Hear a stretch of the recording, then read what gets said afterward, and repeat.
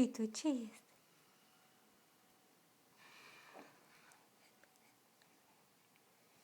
Ce este? Ce e, mami? Ce este? Ce este? Ce-i povestești lui mami? L-ai strigat pe tati? Îl strigai pe tati mai devreme? Da? Și nu te aude, tati e ocupat acum.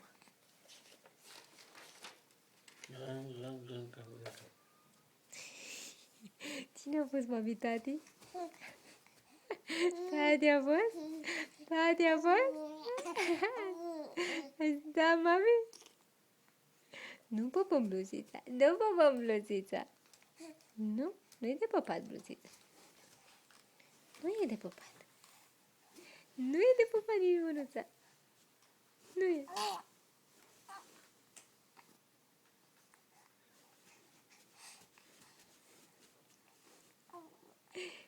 Da, frumusețe. Da. Da, iubito. Da. Ești băiat mare acum? Ești băiat mare? Am făcut 4 luni, mami? Da? Ah. Ah.